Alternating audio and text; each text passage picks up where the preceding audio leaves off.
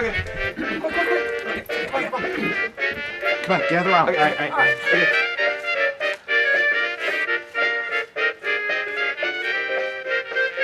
And 1 million.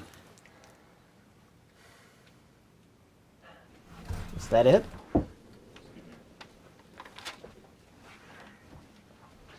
$10 for that.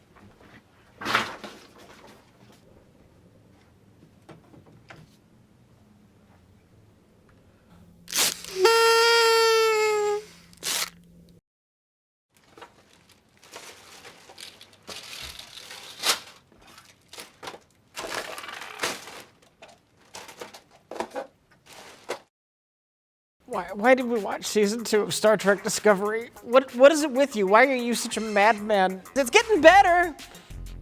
It did for a while, until it didn't.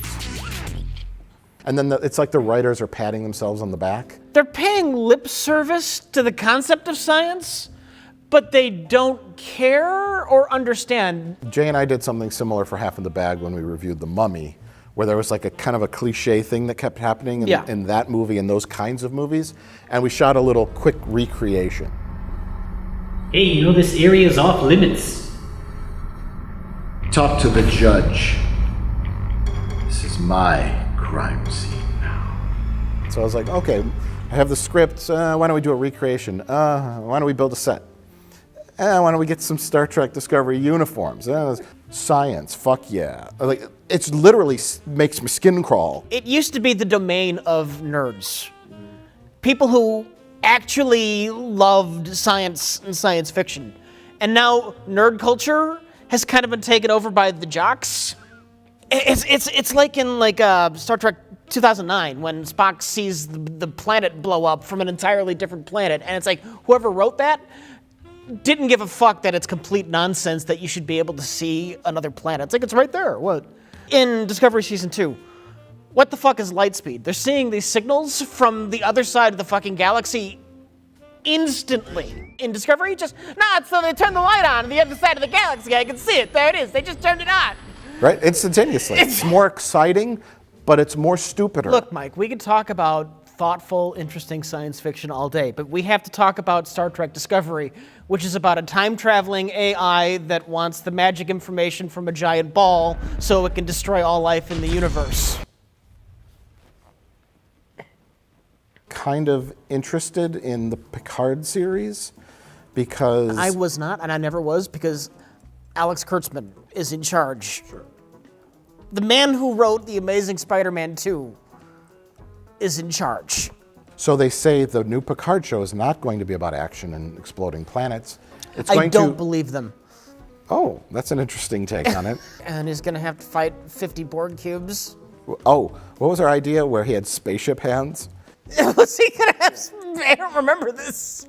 Where he's out in space in a spacesuit, and there's like Borg ship-sized spaceships that are in the shape of fists. They have like thousands of little windows on them and stuff.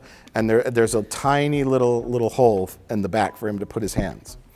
And he goes like this, and he has big spaceship hands. I think, no. And he goes like this, warp speed! And he punches Borg cubes at warp speed with spaceship hands. I think he's going to be floating out there in space in a spacesuit. And then the Borg ships are going to show up. And then he's just going to say, reconfigure. And then the Star Trek Enterprise is going to form around him into the shape of a giant robot. And then he's gonna just start punching Borg cubes. Okay, that's all right. That's a little boring for audiences. Can we make it more exciting? Can he throw a sun at them? Yes. I think Nemesis was bad. Wait until the Borg cube carrying the formula that will allow you to take over the universe crashes on a sun. So Picard has to lead an away team down on the sun to find the wreckage of the ship. I think we've gone off topic. We're supposed to be talking about Star Trek Discovery, right? Yeah. Mrs. Yum Yum. You know what? Was she a Benzite or what? Well, they look much different, though. I just wanted to know if you knew what I was talking about. I knew what you're talking about. Your credentials are intact.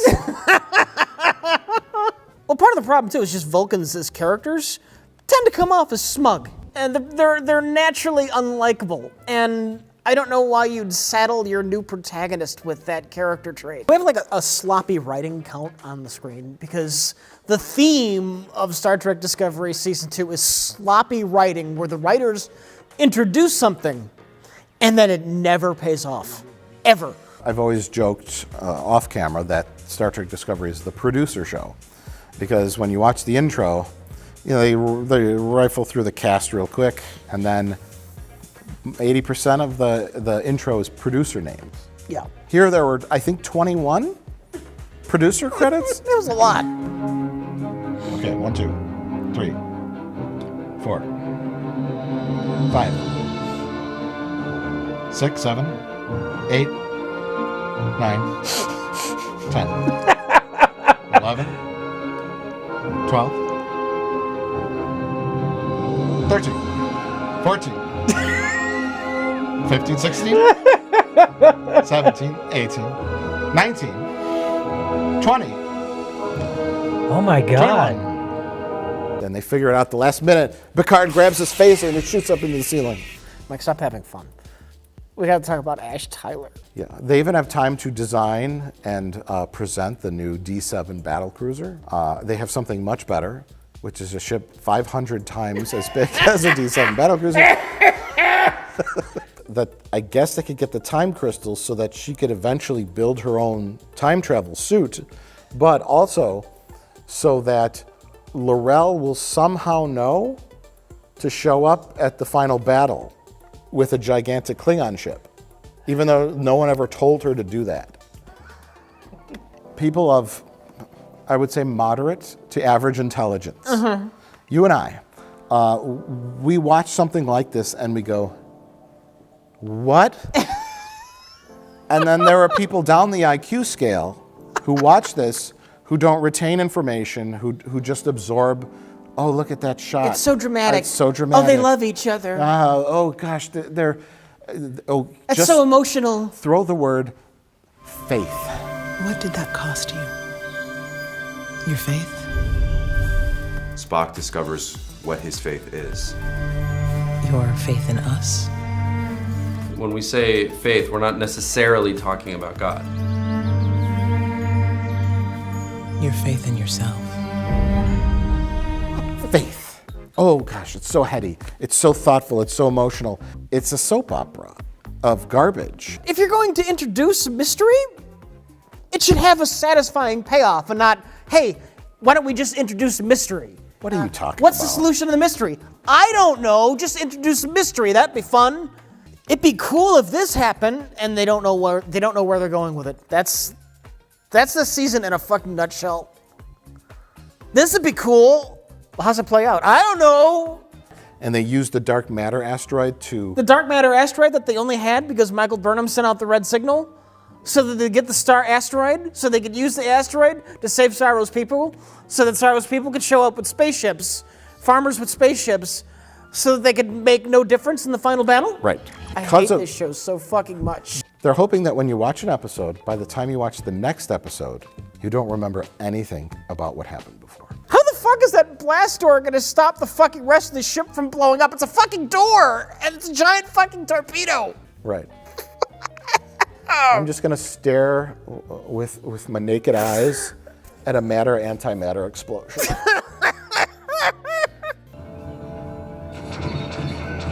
Yeah, so you Transmit a signal that they don't have to go into the vortex. Leland is dead. Control is neutralized. Copy, Commander. Okay. We are on our way. Stop. Then why are we still What? Why? Yeah, this isn't too bad. Certified fresh. You're gonna walk further down the hallway to where the building starts falling apart. I can't watch any more of this. Really hard because you and I analyze things. We overanalyze stuff. We look at stuff. It's literally like smoke should be coming out of our ears. And trying to explain this and break it down so it makes sense to people.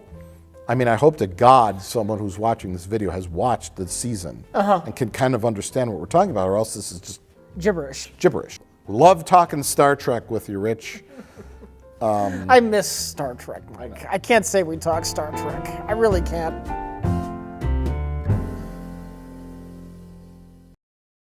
This is the worst thing we do. Let's get it over with. Wrong! We are doing another Black Spine episode, but this time there's a twist. I present to you Black Spine Jenga. What are we doing? I don't know. Each day gets more and more embarrassing. We'll call this something else, because Jenga is a trademark. I present to you Junka. The winner will thus be rewarded by forcing everyone to watch all of the tapes he's pulled from the Junka pile. Could be filthy porno. There may be a copy of I Want to Butt Your Grandma in here. We don't know. That was oddly specific. And I replace with our first Nuki tape. Thus begins our very first game of Junka. We've got Chairrobics, the total fitness program for breathing impaired and physically limited individuals. That's me. It's beautiful hair. Guys, your stacks are getting pretty large here. Did we think this through? You monster. Wow! Did you see that? Did you see that? He did it. He did it, folks. California Big Hunks. Values of the 90s from February 3rd of 2000. Oh, he got one. Son of a bitch. A touch of magic for cats and kittens. This is wild right here. Oh my God.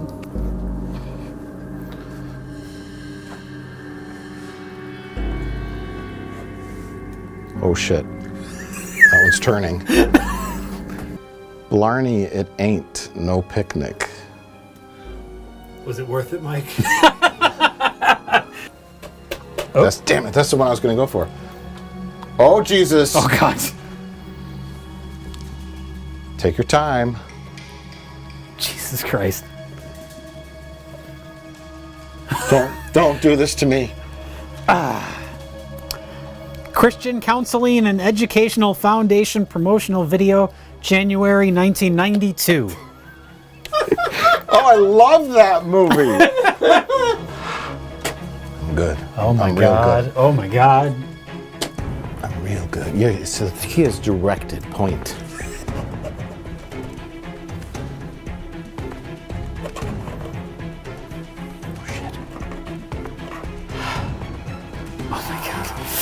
Bicycle safety camp.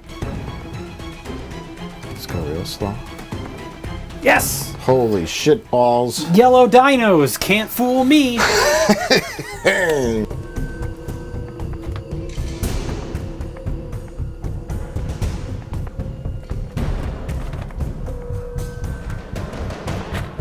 Oh no! Play senior golf. Running time 72 minutes.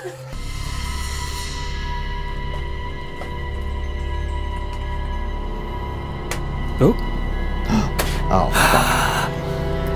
fuck. Found Blank one! Oh. Am I vibrating it? Oh. Oh my God, those were really wiggling. Okay. It's open flame.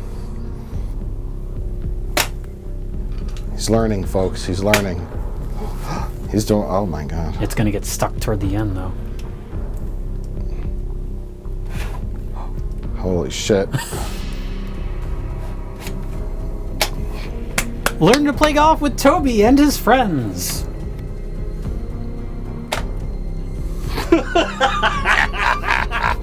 Son of a bitch. Oh my God. Oh shit. I may have problems, everybody. So I feel this. It's. Ooh, At the other end it's is- gonna give way, yeah.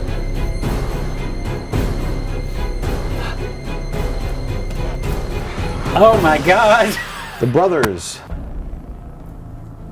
There's so much pressure on this one, I can't even... Oh God. Oh God. I can't even move that one. Oh, He found one. like butter.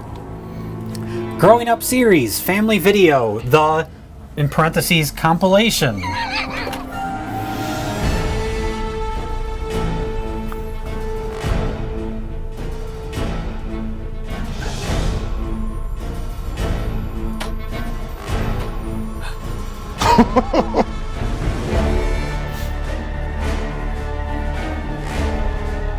You're gonna do it.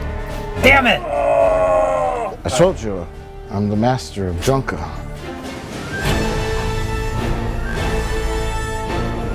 Maybe not. Careful, careful. I'm careful. Oh, oh! Yeah, oh shit.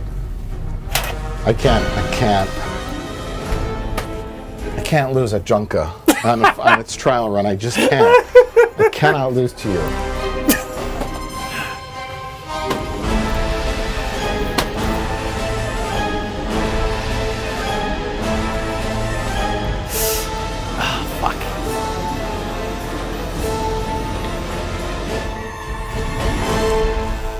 Oh no!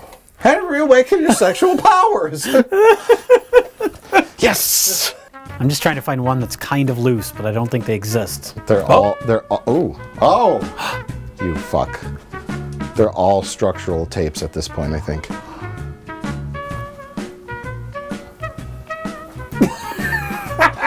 Oh shit!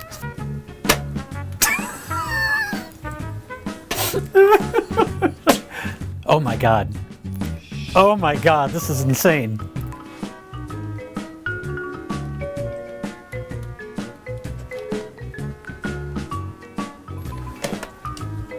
Jesus Christ. Another blank.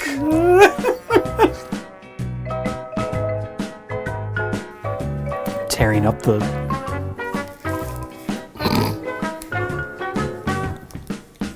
Oh man, come on. BAM!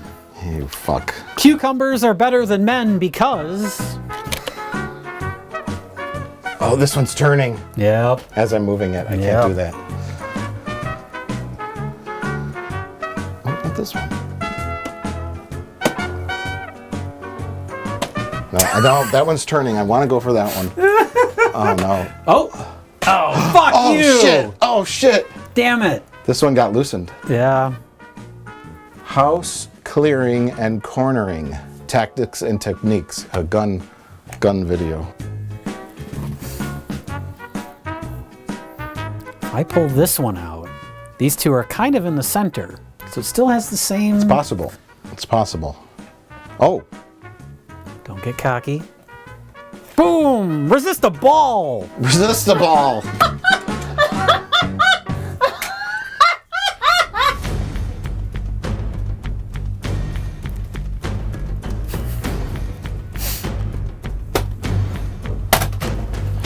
Oh, god damn it! Oh, how ironic. My first magic video.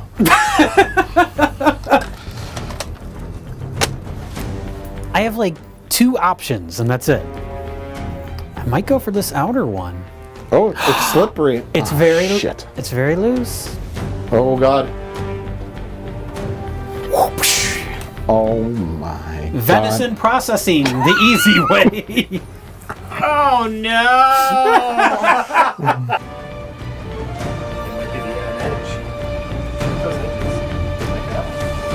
Yeah. Oh my god!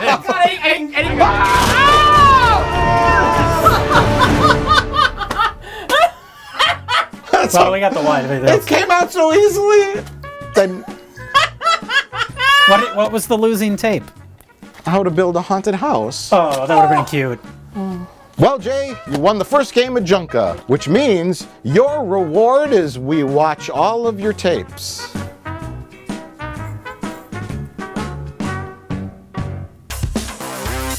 That's not a blooper. That's just little people. Are they saying that little people are God's bloopers? That's quite a... It was just a shot of him standing there.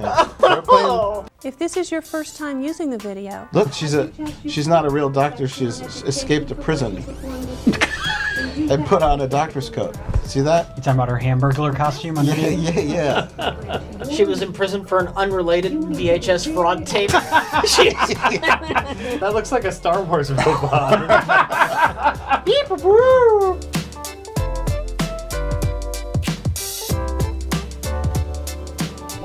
Oh my god, I just want to see a kid take a shit. Welcome to the 21st century. You finally discovered. Whoa! He looks really nervous, like he's hiding something. Well, the way he's posed, it's like you want to keep someone out of a room. Yeah. There's wacky shenanigans going on in the back room. What's behind him? Please don't look behind me. Yeah.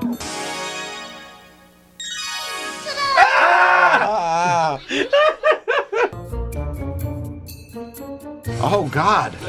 Yeah. This is like a serial killer video. You know what it's showing off. Okay. Oh God. Okay. Jay, stop it! Hurry! Jay, stop it! Ah, come on! And the mystery is what magic was in my pile of tapes. We'll only know tomorrow when everybody comes back. Nope. You can go fuck yourself. It's laughing at the elderly. I'm all for it. I don't know why. I started to feel like this tape, like many elderly exercise tapes, are scams. And your body's falling apart in front of your very eyes. And that's where the hilarity comes in. Hips and shoulders pressed to the back. That's a lot of white pants for people who are probably wearing diapers. My problem with this video overall is that it just got way too sexual.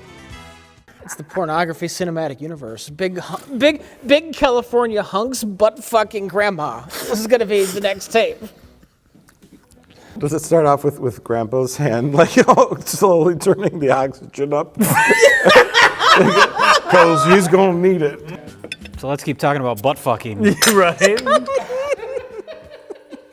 What else is there to say about elderly? None. Go. None.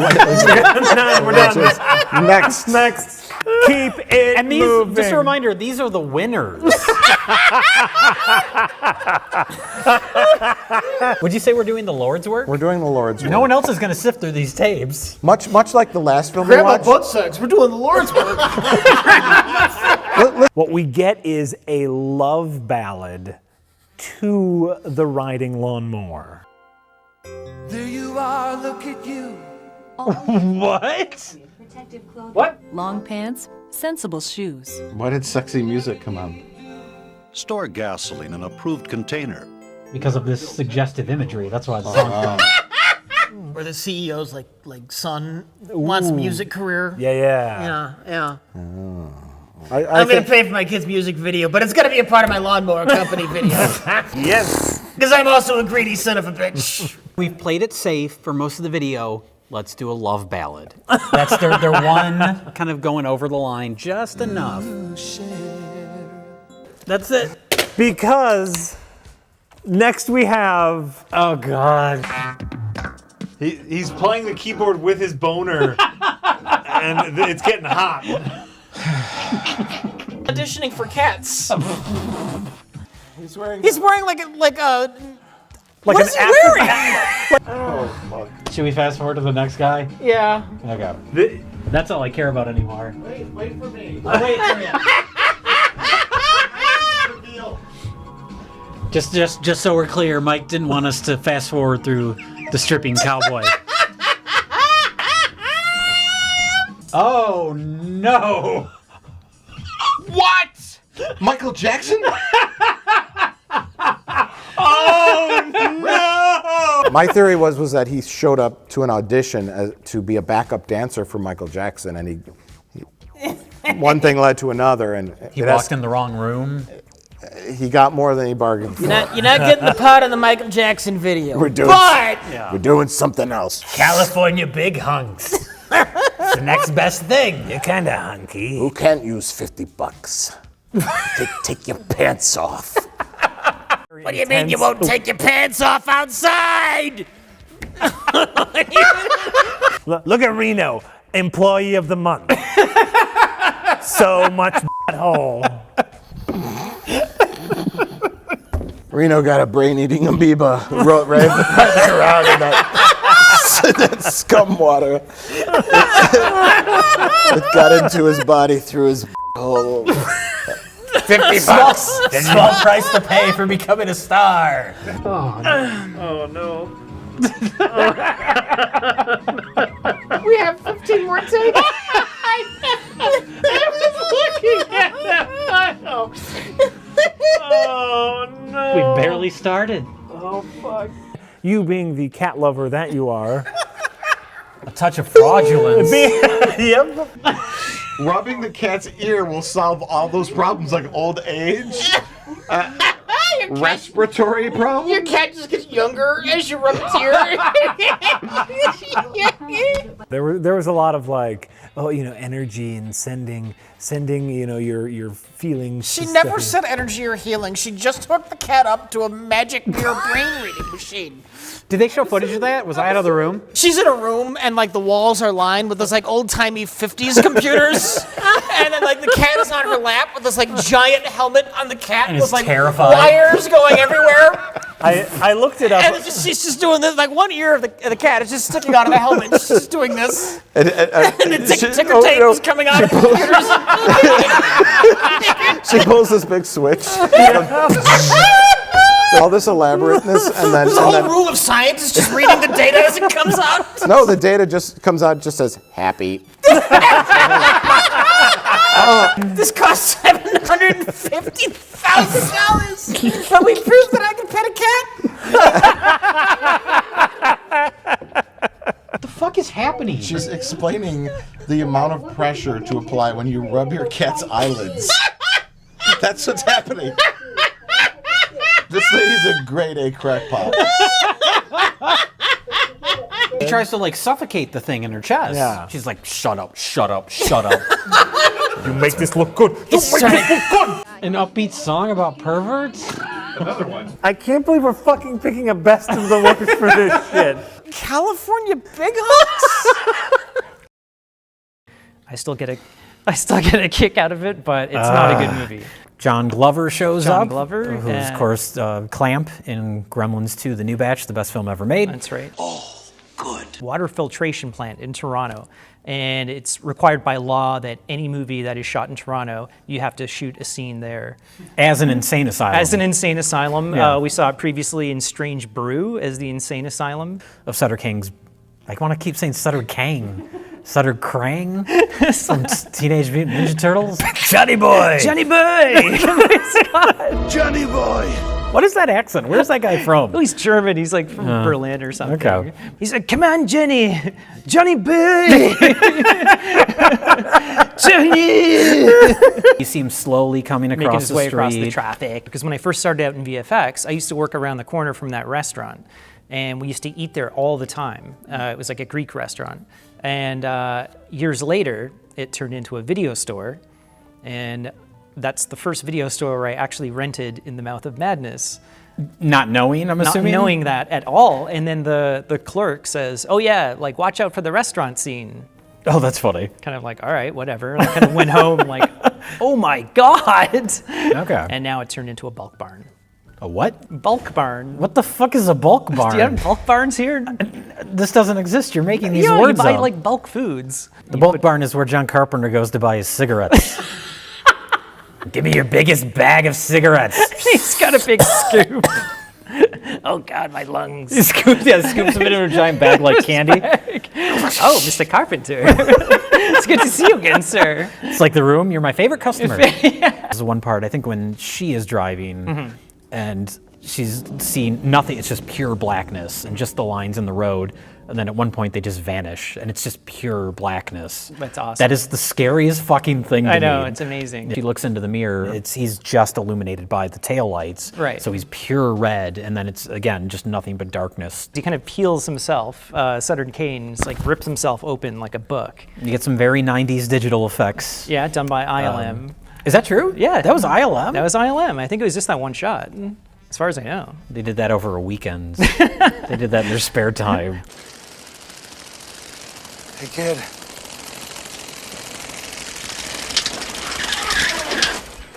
And who shall ride up on on a bicycle. Have you been in an accident?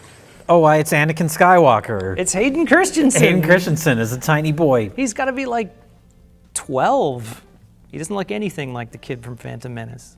Leads to some great moments. On the bus especially. The bus is the best thing. Did I ever tell you my favorite color was blue?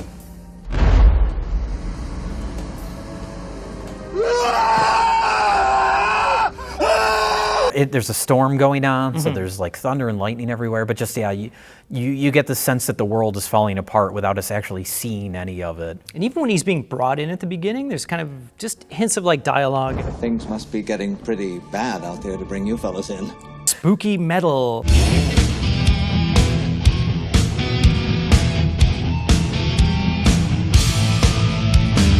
I've never thought much of it. I didn't remember it really. It sticks out like a sore thumb from the rest of the music in the movie. For sure. But it's when I went to see him play, and you saw him twice, right? No, just once. Oh, just the one time. Yeah. Okay. Well, he played in Toronto, and we went to see him, and this is the soundtrack that I thought the least of. I'm like, oh, there's the Halloween one. There's Escape from New York. And when this played, this like blew the roof off the place. It was insane. That's because it's John Carpenter trying to be Metallica. Yeah, guitar riffs and amazing like spooky rock. Yeah. Horror rock. And so it opens the movie, it ends the movie. Yeah, the whole audience just lost their shit. And I was like, what the fuck is this? That was amazing. Yeah, those opening credits are kind of great too, because the whole movie is about, Sutter Kane is sort of creating this world, and we're seeing the creation of the book. It's like the printing book, press. Yeah, the printing press, and I'm a sucker for stuff like that. Like Yeah. any kind of movie that opens up with like a printing press and showing like things being made. And But yeah, if you wrote John Carpenter off because you saw Escape from LA on cable once and said, I'm never watching anything this man ever makes again. I saw that twice in the theater. Oh my God. Twice. I went once and then I took my Did you see it friends. again? Maybe it gets better on second viewing. No,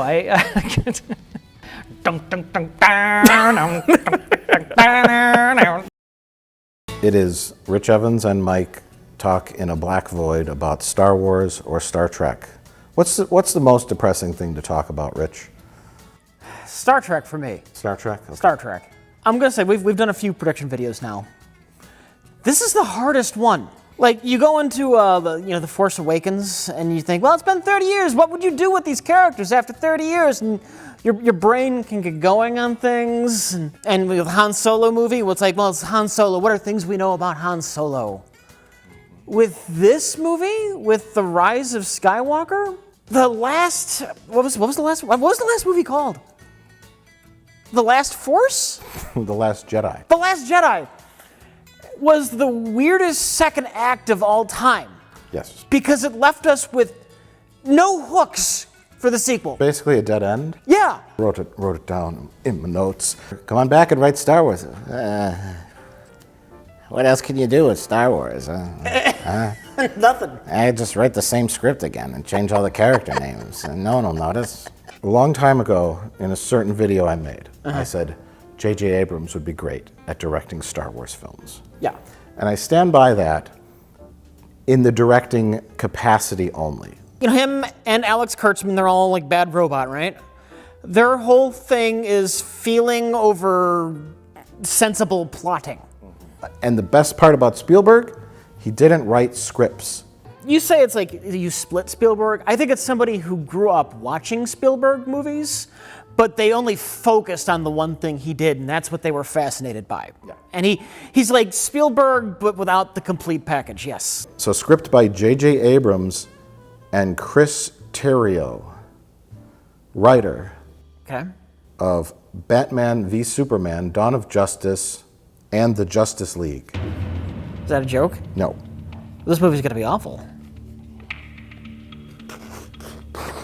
This movie's going to be awful. Don't you be a poo-pooing internet armchair critic, Rich. None of these people have written anything good. Everybody, well, a lot of people hated The Last Jedi. And it's non-plot twists, and there's going to be probably a lot of work towards undoing that movie. I like it because it subscribes to my terribly awful theory, which I don't know if anybody has come up with yet. But let me again preface, it's a terribly awful theory. It would have been an interesting twist on things if the desert planet were actually Endor. Because the Death Star, once the wreckage crashes, it just fucks up Endor's environment. I'll add in my 2 cents about Kylo Ren and the Emperor. Yeah. These last 2 movies have really botched their villains. The way they have written Kylo Ren, he's a dipshit. He's too stupid to be the main villain of your series. And he's too evil to be redeemed. So we need a villain. And out of desperation, it's literally the only thing they could do was to invoke the Emperor. I'll get into my wild fan theory now. Yeah, I want to hear it. Because I was thinking about it, and then there was a quote from J.J. Abrams that literally said, fuck it. I'm just going to do what I want. What has been done in Star Wars. Technological terror. Death machine. Gotta stop it. Gotta blow it up. Bad guy. 2 guys fight at the end. Well, you know what they haven't done? What? A horrible time travel story. Oh my God, that is the dumbest thing ever. Everyone is dead. There are no new Jedis, and there's nowhere forward to go. You can only go back, right? So you're saying they fucked it up so bad they have to go back in time? Yes. Fuck it, I think you're right. I think you're right. Does Finn learn to put away his own wants and fight for the greater good again, like he did in the last 2 movies? Because he had the same exact character arc in 2 films? 3 main characters who were very relatable and had very clear character arcs. It was definitely the prequels when things started to rely less on the characters. You say less, I'd say not at all. Not at all. Almost not at all on the characters, their emotional arcs, their character arcs, their story, their relatability, and more on the details. That just line where it's just like, hey, I see you got a new lightsaber. Then it became like, oh. Jedis build their own lightsaber, and they use the special crystal that they meditate over from the one planet that the crystals exist on, Medtar 5. Medtar 5 was blessed by an ancient Sith priest who converted to the Jedi Order in 1800 BBY. Another line too? It's 2-0. Well, then that must mean you have to start a Jedi training when you're 4. That's where George Lucas did not understand his own creation. He did not understand why it worked. When those 2 were having their forced communications and there was kind of weird sexual tension and him kind of being on the fence about being evil and stuff. Yeah. A good guy and a bad guy kind of being, I don't know, in love or kind of attracted to each other, where there's not just I want to turn you back to the good side or I want to turn you to the dark side, but at the same time we're also in love. It's kind of weird. Yeah. And it was different, and then they followed it up in the end. I think Luke has taught Rey how to time travel, and a space battle, and everybody fights at the end. So what do you do? You go bonkers. I've turned good, Rey and your friends. I'm going to help you get on the Millennium Falcon so you could fly away while Luke chokes the Emperor. So it'll be like the end of Star Trek V. It can't end. It can't end. That's the sad thing. It can't end. It will end. There's just going to be more and more of these things. Star Wars Never going to stop. Never end. It's the dumbest thing in the world to bring the Emperor back, but it's going to be the most fun part of the movie, and you know it. Because we all love Emperor Palpatine. He's too good a character. Yeah. I love being evil. It's going to be great, his scenes. But his old man body won't be there. It can't be. They'll just come back. He'll possess somebody or he'll reincarnate. It won't matter. Or maybe he'll be scarred. He's all burnt up. He's just burnt up. He's like a charred corpse. Oh, the Ewoks will worship him. That's great. The Ewoks will worship Emperor Palpatine. We'll see the Ewoks fortress, and there'll be a little throne they built out of twigs, and his charred corpse is just going to be sitting in it. There's an underground version of like an Ewok death cult. They're Satan worshippers for Ewoks. They're just they have red eyes and they live underground. They'll be sacrificed Ewok skulls all over his altar. Yes, that's how he eats. That would be so fucking awesome. If he just looked like just like a charred, rotting corpse, but he was just barely alive. Maybe he's like giving the Ewoks like dark energies, and like the Ewoks have like glowing purple eyes. They're like evil Ewoks. Yeah. And if that isn't the biggest like symbol of we're going back on what everything the Last Jedi did, just he's actually putting the old helmet back together. It's literal. In the Last Jedi trailer, he smashes it. In this trailer, I've rebuilt it. Fuck it. No, we're going back on all that. Together, right. He will have the most pimp cane that the Ewoks carved for him. Yeah. Out of California redwood. It's funny how we talked almost not at all about any of the characters from the new trilogy.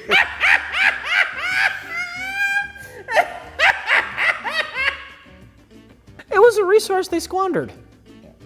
That was the one thing I was excited about after The Force Awakens. The reason I didn't completely pan it, even though, yeah, it's a rehash of A New Hope, but I like the new characters. And after The Last Jedi, nobody likes the Ewoks. But if you turn the Ewoks like evil and make them, you just change the design just enough to make them creepier, suddenly I think they'd be cool. You make them a little bit less chubby. Maybe their worship of Palpatine, all that dark negative energy, has like made them a little bit more emaciated. So they're not cuddly anymore. Yeah, they're just they're kind of gross. They're a different sect of Ewok that are they're more sinister. They're corrupted. Yeah, right. I like it. Let's go with it. They're starving because when the Death Star crashed, it burnt up the forest. The forest we see Kylo Ren fighting in doesn't look like leafy trees. Those look like burnt out dead trees. That's on Endor. The Ewoks have nothing to eat. They're going to be emaciated, and they're going to worship Palpatine. It's too big to fail. Star Wars it's too big to fail. We got to keep pumping money into it. There has to be Star Wars for some reason. It looks neat. It's a shiny object in front of a cat. That's all it is at this point. But whenever they shake Star Wars up, it's terrible. They did that with the prequels. What about the Senate? Let's do something different. Oh my God! And this time, no gimmicks, no wheels, no Plinketto boards, just 3 good old-fashioned high-quality films, pre-selected ahead of time. Oh, how refreshing. Family entertainment. Rated R.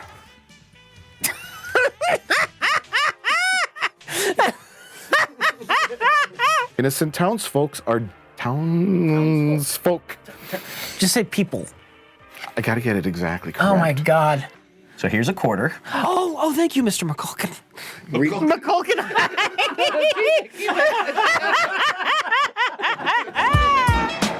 You know what? You did such a good job. Here is my hotel room key.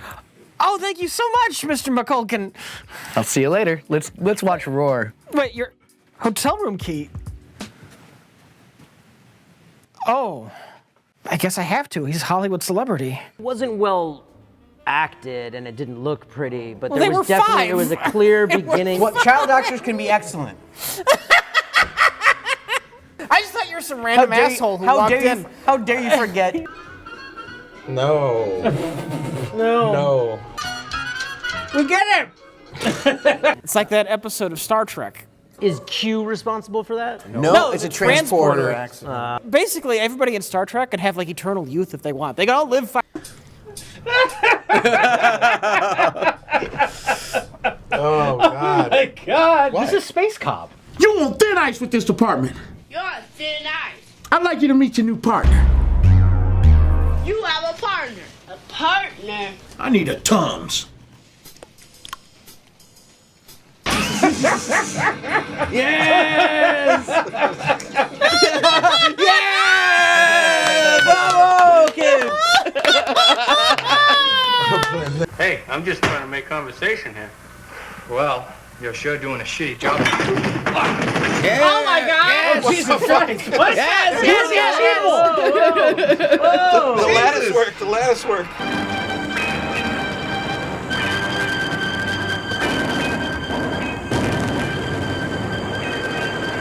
Getting through this is one of the most difficult things I've ever had to do.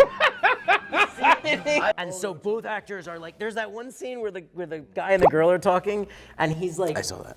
He's like this close to her. Can you edit that out? Just don't do that in slow motion and zoom it in.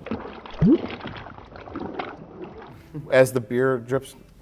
right down my pants. You get out of Massachusetts. Yeah, we don't Here do in Massachusetts, we put the camera down and it stays there, goddamn. Microphone! Microphone!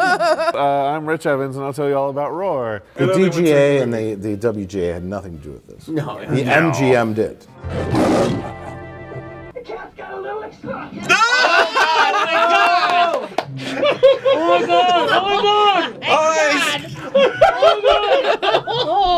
Oh, fucking A. When does somebody come in to help him? There's no help. Yes!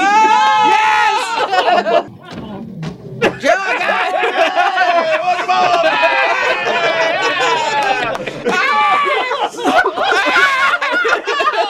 Lions are wonderful creatures. They're just cuddly, wonderful creatures. Yeah. Oh my god!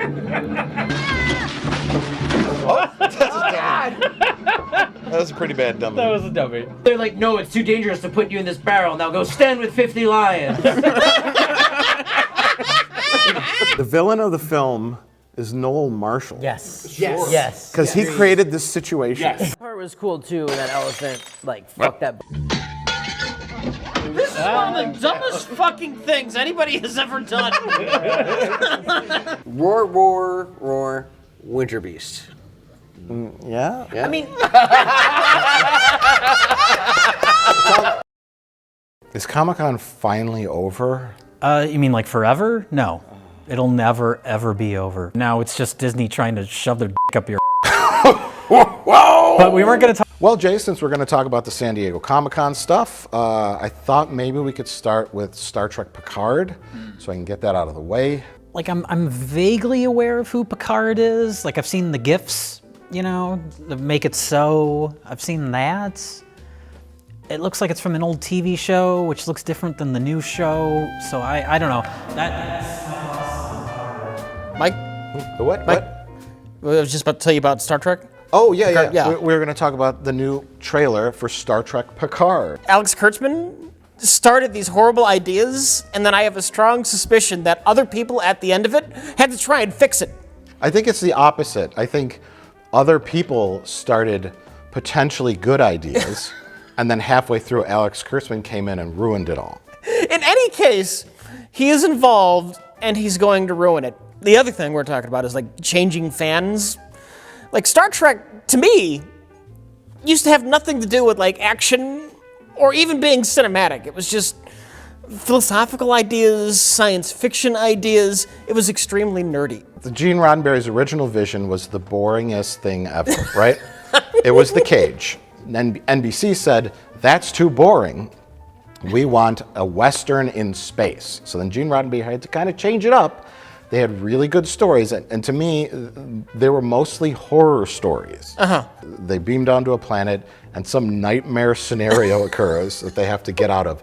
It wasn't always super heady and philosophical. No. It was a lot of the time, but a lot of the times it was also, here's a science story. This, you know, Captain Kirk has been split into two different people via transporter accident. And then in the Picard trailer, I saw a kung fu kick, and I was out. He was a very private man, and he was very diplomatic, and he was very well read, and very closed off when it came to his emotions. When he said goodbye to Riker, after serving with him for 20 plus years, they shook hands.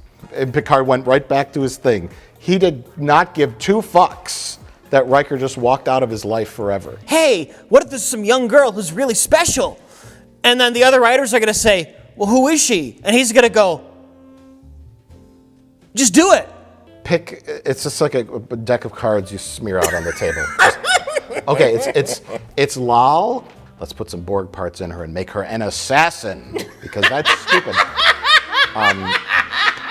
Throwing out stupid ideas here. What do you got? They tried to merge the Borg Queen with Lal to rescue the Borg Queen. Okay, all right. I'll take it. That's fine. Audiences don't care as long as there's explosions and giant space battles. Her female lady eggs, and so she has a child that is. Mike, why are you so cynical? Our prediction videos are always so wrong.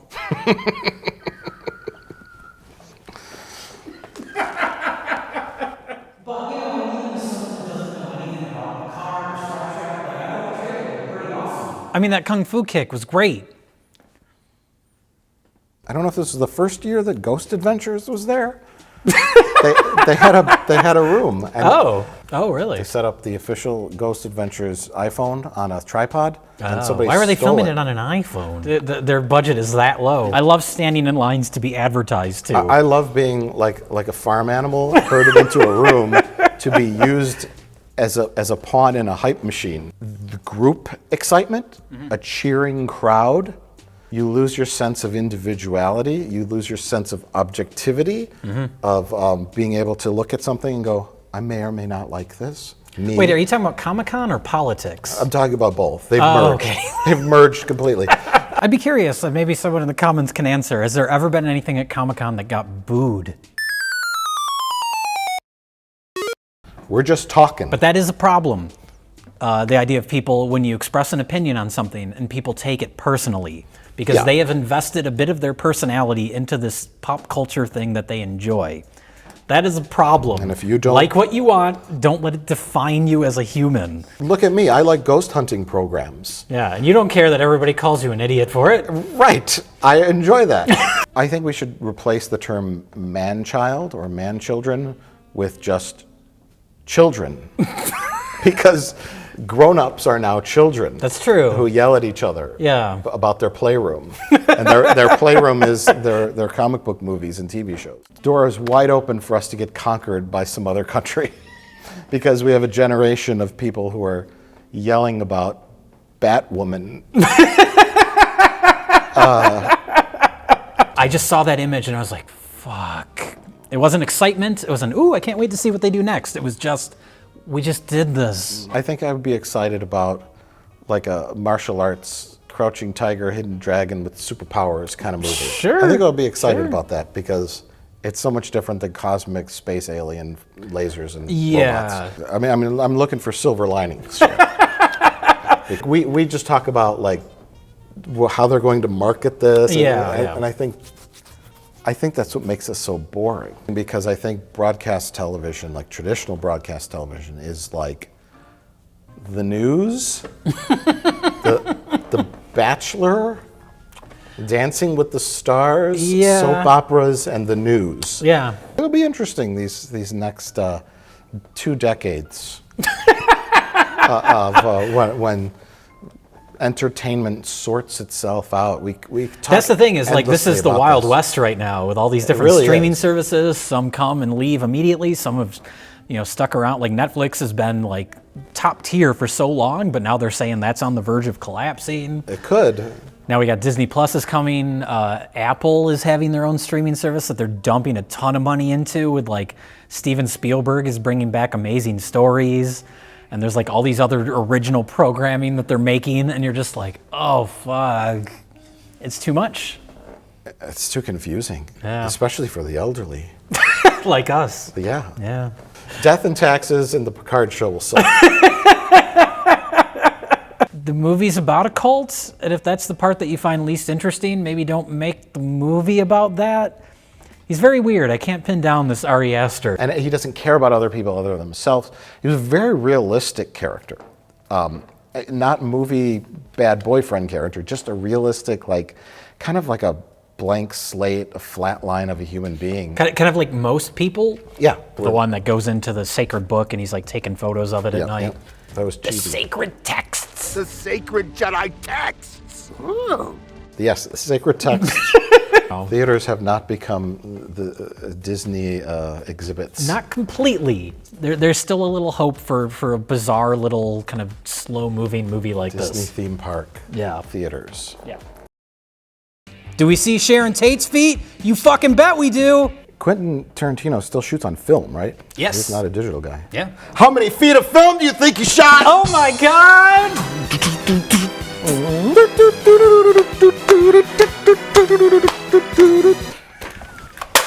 Oh my god! It's like Tarantino is like the last real filmmaker.